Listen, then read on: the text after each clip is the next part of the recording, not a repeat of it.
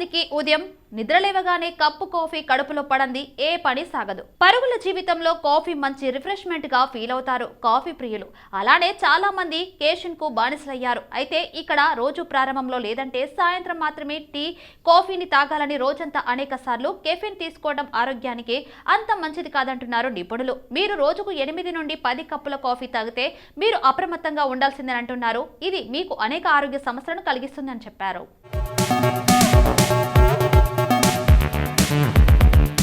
ఇక అందుకే మీరు నిజంగా ఈ కెఫీన్ వ్యసనాన్ని వదిలేయాలనుకుంటే ముందుగా మానసికంగా మిమ్మల్ని మీరు సిద్ధం చేసుకోవడం ముఖ్యం. ఏదైనా లక్ష్యాన్ని సాధించాలంటే సంకల్ప శక్తి చాలా ముఖ్యం. ఈ నియమం కెఫీన్ వ్యసనానికి కూడా వర్తిస్తుంది.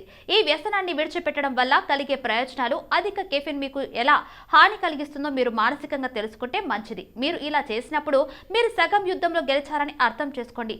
మీకు కెఫీన్ కలిగిన పానీయాలు తాగే అలవాటు ఉంటే మీరు దానిని మానేయాలనుకుంటే మీరు వేరే డ్రింక్ రీప్లేస్మెంట్లు ప్రయత్నించవచ్చు.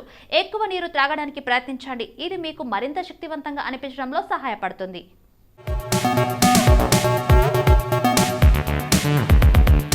అదనంగా మీరు గ్రీన్ టీ, పండ్ల రసం తీసుకోవచ్చు. కొంతమంది తమ కెఫీన్ వ్యసనాన్ని వదిలించుకోవాలనుకుంటున్నప్పుడు వారు వెంటనే టీ, కాఫీ తాగడం మానేస్తారు. అయితే మీరు అలా చేయకుండా ఉండాలి. వాస్తవానికి మీరు టీ, కాఫీ తాగడం పూర్తిగా మానేసినప్పుడు మీ శరీరం ఈ మార్పుతో సర్దుబాటు చేయలేరు. అలాంటి వ్యక్తులు తీవ్రమైన తలనొప్పి సహా అనేక సమస్యలను ఎదుర్కొంటారు. కాబట్టి దాన్ని మొత్తాన్ని క్రమంగా తగ్గించడానికి ప్రయత్నించండి. ఉదాహరణకు మీరు రోజుకు 10 నుంచి 12 సార్లు కాఫీ తాగితే 6 నుంచి 8 సార్లు తర్వాత కాఫీ తీసుకోండి. మీరు కావాలనుకుంటే పెద్ద కప్పుకు బదులుగా ఒక చిన్న కప్పు లేదా అరకప్పు కాఫీ తీసుకోండి.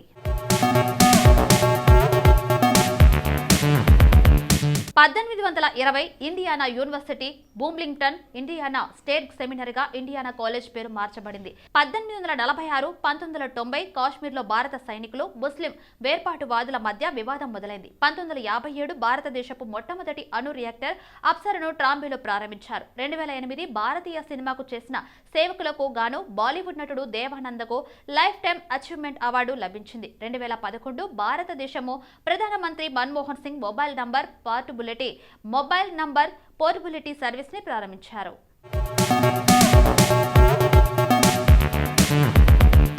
1969 బెంగాలీ విద్యార్థి కార్యకర్త అమానుల్లా అసదుజ్జమాన్ను తూర్పు పాకిస్తాన్ పోలీసులు కాల్చి చంపారు. బంగ్లాదేశ్ విముక్తి యుద్ధానికి దారితీసిన కాస్ బెల్లీలో ఒకరు.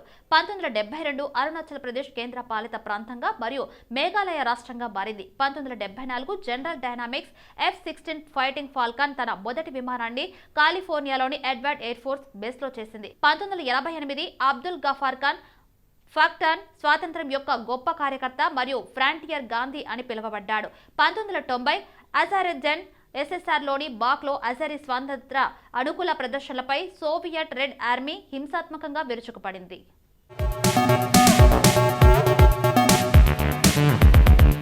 1992 ఎయిర్ ఇంటర్ ఫ్లైట్ 148 ఫ్రాన్స్లోని స్టార్టక్ సమీపంలోని స్టార్టక్ విమానాశ్రయంలో సైకిల్ పై దిగేందుకు సైక్లింగ్ చేస్తున్నప్పుడు ఓ స్టేజ్ పర్వతాలపై కూలిపోయింది.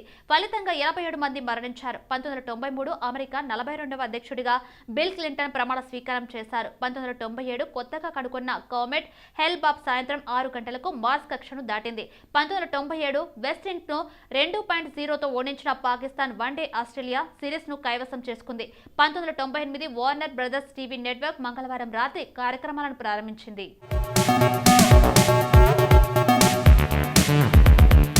2001 అమెరికా అధ్యక్షుడు జార్జ్ డబ్ల్యూ బుష్ అధ్యక్ష ఎన్నికల్లో అలెక్ గోర్తో గట్టి పోటీ చేసి అధ్యక్ష పదవిని పొందడంలో విజయం సాధించారు. అమెరికా చరిత్రలో ఇది అత్యంత శక్తివంతమైన ఎన్నికల పోరు. 2001 అమెరికా 43వ అధ్యక్షుడిగా జార్జ్ బుష్ ప్రమాణ స్వీకారం చేశారు. 2002 జైల్లో ఉన్న క్యూబా యుఎస్ సైనిక స్థావరం గ్వాంటనమో బేలోని ఖైదీల ఫోటోలు మొదటిసారిగా పబ్లిక్ గా మారాయి. దీనిపై చాలా వివాదాలు చెలరేగాయి. 2005 ప్రముఖ బాలీవుడ్ నటి 70 నుంచి 80ల నాటి పర్సిస్ బాబీ కన్నుమూశారు.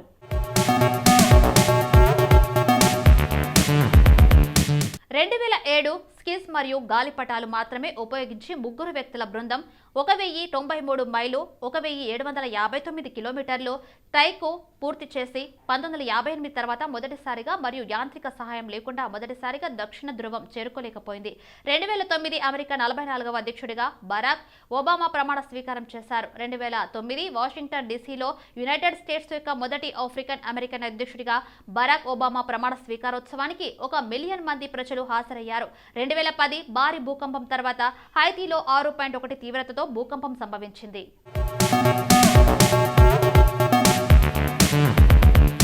2011 200 ఏళ్లలో ఎన్నడూ లేని విధంగా 2010వ సంవత్సరం అత్యంత వేడిగా నమోదైందని శాస్త్రవేత్తలు పేర్కొన్నారు.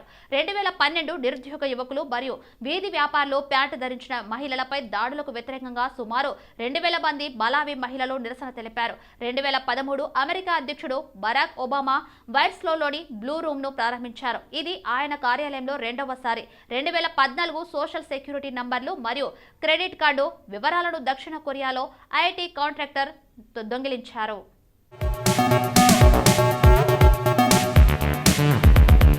ఉప్పలపాటి వెంకటకృష్ణంరాజు తెలుగు సినిమా కథానాయకుడు, రాజకీయ నాయకుడు. ఇతడు జనవరి 20, 1940న జన్మించాడు. 1970, 1980లలో 183 తెలుగు సినిమాలలో నటించాడు.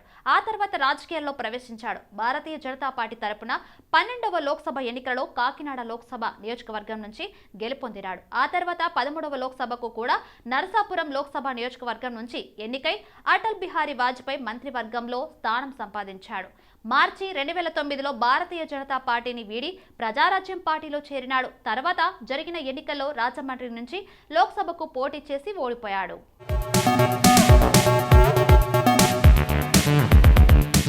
విజయ్ నరేష్ లేదా నరేష్ తెలుగు సినీ నటుడు. ఇతను నటి విజయ నిర్మల కుమారుడు. అనేక తెలుగు చిత్రాల్లో హాస్య ప్రధాన పాత్రలు పోషించాడు. ముఖ్యంగా జంధ్యాల దర్శకత్వంలో వచ్చిన అనేక విజయవంతమైన చిత్రాల్లో నటించి ప్రేక్షకులను మెప్పించాడు. నరేష్ 1960 జనవరి 20న జన్మించారు.